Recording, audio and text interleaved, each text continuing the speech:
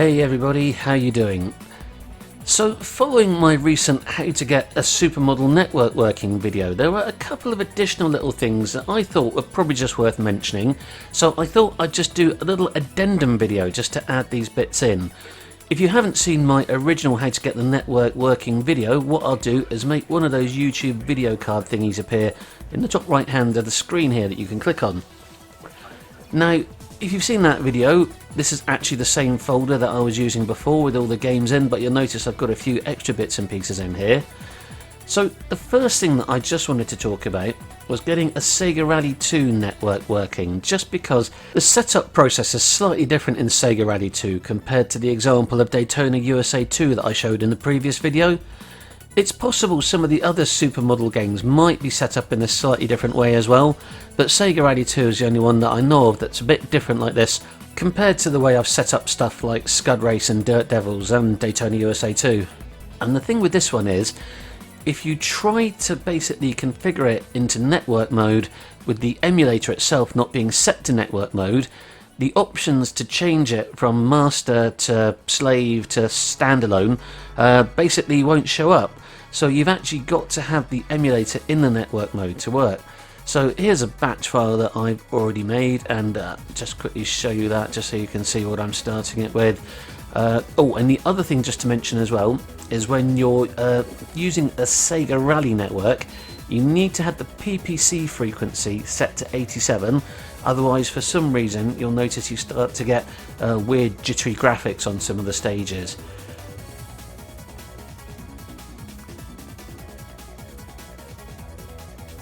So if I launch SEGA Rally 2 now using the batch file, as with my previous videos, I'm going to close down the command prompt windows that open, close down the folder, and then we'll use the show windows side by side option there. So they've successfully linked up there.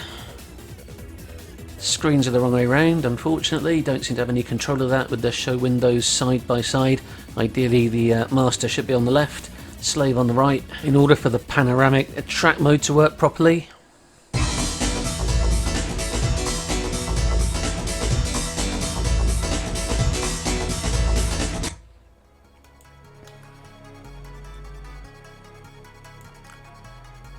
So what I've just done there is go into the test menu of each emulator by selecting each one in turn and then pressing 6. Now, what we want to do is navigate to game assignments, and this is another way that this game is slightly different to Daytona 2. So in that we were navigating with 7 on the keyboard. In this we are going to be navigating with 8. So go down to game assignments there, press 6 to register that, and then what we're interested in here is this bit where it says link type. So if you didn't have the emulator set to network mode, this option here to change the link type just basically wouldn't appear. So again, we can just change this with, oops, not with 8, we change this with 7. So there we've got the options for our different cars, and also relay, which I'm presuming is like the live cam in Daytona. I've not actually tried that out. Now, something else that's interesting about SEGA Rally 2 is if you're just playing in a regular 1 and 2 player network but you're only using one version of the emulator to actually play on, player 2 will automatically default to a live cam without you actually having to set anything in the test menu. Funnily enough, this is something that the old SEGA Rally 1 will do too on Model 2 emulator if you play it in link-up mode. You can see the live cam here in the bottom right, which actually in the test menu is just set as one of the slave machines. Now, one of the other things that I just thought was worth talking about was how you can set up a single-player Supermodel network. So basically getting the emulator to work in network mode, but you've only got one instance of Supermodel open. Now you might be thinking to yourself, well, what's the point in doing that? So the main benefit of getting a multiplayer network working with just one instance of the emulator running in Daytona USA 2 is that it then allows you to play as the different multiplayer colours of the different cars. By basically making your port in and port out the same, it'll make the emulator think it's working in a network, but in fact you're only going to be launching one single version of Supermodel. So let's just have a little look in my Daytona 2 batch file just to see what extra bits I've got in here compared to the way I had this set up for my Supermodel Network in the previous video. So I've got the command there to open it as before, the X input to make my Xbox 360 pad work, the command to use the actual zip file for the game. Now I'm setting the resolution now to 1920 by 1080, which is basically the full resolution of my monitor. And I set it to full screen. What I'm actually going to do is get rid of that full screen command there, actually, because of the way OBS is recording my desktop. It won't record any of the gameplay otherwise. Now I've also got my PPC frequency here set to 50, which is actually just Supermodel's default. Let's change that to 55 just to see if that makes any difference to the performance. We've also got music volume and sound volume options here set to 170. Also got the commands to turn the game into widescreen and also to use force feedback. Obviously my Xbox 360 pad doesn't have force feedback, but it will add a rumble effect to it. So let's close out of that, and then we'll double click on our batch file here and see what this mystery colour is.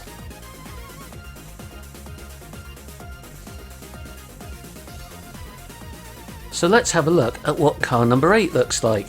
So you can see the game doing its network check here. Normally with the test menu set to master like this, you'd get an error in single player mode.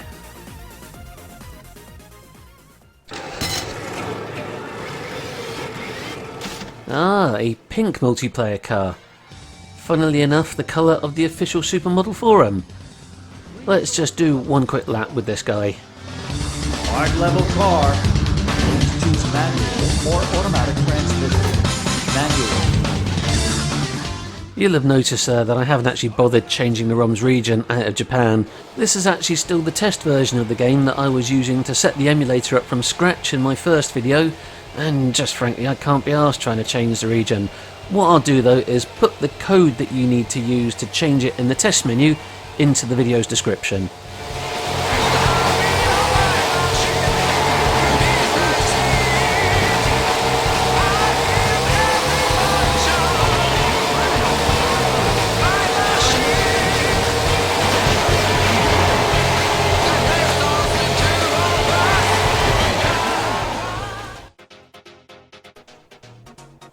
Okay, there we go. Now the next thing I wanted to talk about was just how to make your batch files look a little bit more visually appealing. So if you wanted something on your desktop to launch the games from that looked a little bit nicer than this kind of boring white icon here. So what I'm going to do first of all is just change my folder view here to large icons. And what we're going to need to do is create a shortcut to the batch file in order to do this. So I'm going to right click on that, create shortcut, there we go. So next up we're going to need to use a picture for this shortcut, and we need to use a specific type of file called an ICO file. Well, I do at any rate because of the fact I'm using Windows 7. You Windows 10 modernist hipster types will probably be alright using something called a PNG file as well. Now you can either download these files or you can make them yourself. So here is one for SEGA Rally, which I have got as a work in progress in my ancient version of Photoshop, and in order to actually save that as an icon file it needs to be a specific size, and that size is 256 by 256 pixels. Again, I think this is just a limitation of Windows 7. If you're using a PNG file instead in Windows 10, I think you can have it a bit larger. I think it's 512 by 512 off the top of my head. Now all we do is save as, click on the drop down here to ICO, let's call this SEGA Rally 2, and then we'll save it.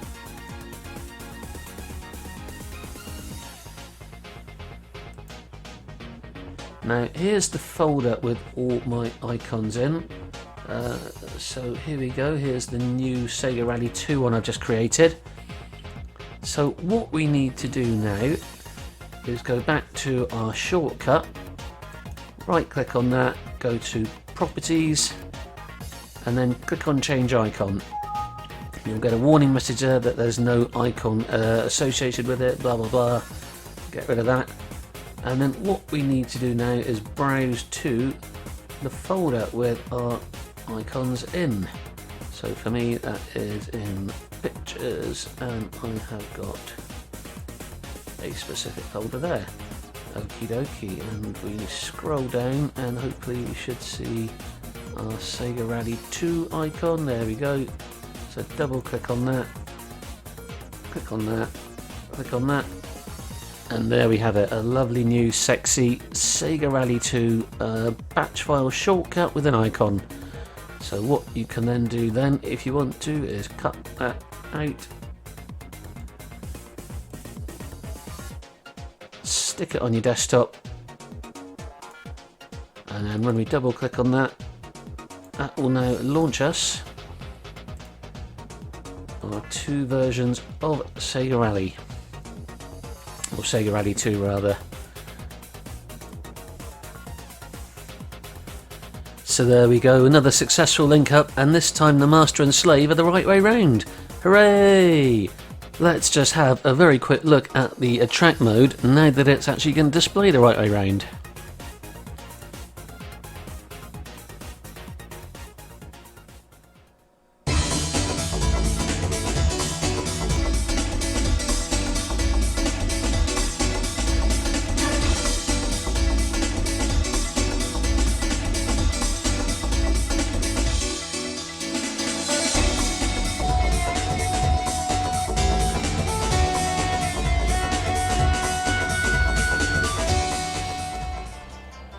Now, of course, if you can't be asked to make your own icons or PNGs, you could always just download some off the internet, and a good source of these is from the DeviantArt page of my highly autistic, no wait, did I say autistic? I meant artistic friend, Gary Arnott, otherwise known as Pooterman.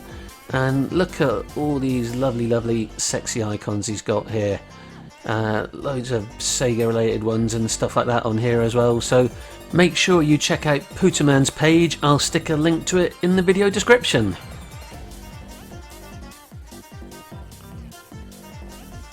Now the last thing just to talk about is, what about if you've actually got a dual monitor setup and you want to get an actual proper two screen setup working, rather than having both of your little windowed screens on your desktop on one monitor. And the way that I've done this is once again using a trusty batch file. Now in this one I've put the individual screen resolutions for each monitor for them both to open up windowed and to match the resolution of my big monitor and the little monitor here. As far as I know, there's no way to actually get both versions of the emulator to work in full screen. Now the one on the big monitor opens up windowed in exactly the right place and actually just looks like it is in full screen. The smaller one I have to drag and drop over to the smaller monitor there. Now it's actually set to the same resolution as the small monitor, but for some reason when I drag and drop it across to that one, I can't actually get the gameplay window to completely fill the monitor. For some reason if I try to drag it up so that it hides up the bit where you've got like the minimising and maximising options, it seems to keep dropping back down into place to show them.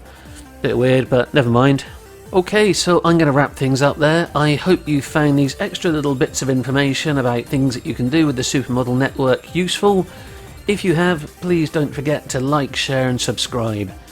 Now, there's one last thing I'm going to finish off on here actually, and that's nothing to do with Supermodel. Okay, well it sort of is, because it relates to questions that I was asked in the comments of my old Supermodel Network videos about how to get a multi-PC network working, which I normally answer by saying, unfortunately my home group between my main PC and my barcade PC died a while back, so I can't actually do multi-system networks anymore. However, I gave this another try the other day, and despite the fact that the home group seems to be absolutely fucked for some reason, I can't actually do anything with it, the network still works between the PC and the barcade. So I was able to once again get a 2-player network working with Model 2 emulator and MAME. Sadly, I can't actually do this with Supermodel because my bar top PC actually hasn't got a GPU in it, so it's actually not powerful enough to run Supermodel because you need OpenGL or something like that for it to actually run. So no graphics card equals no OpenGL equals no Supermodel working on my barcade, sadly. But anyway, so happy times. I just thought I would end this video with a little footage of my networks working. So there we go. Anyway, I've already done all the obligatory like and subscribe bollocks, so I guess this is where we part ways. So thanks for watching, and again, hopefully you found that information useful. I will catch you guys sometime soon. Bye bye.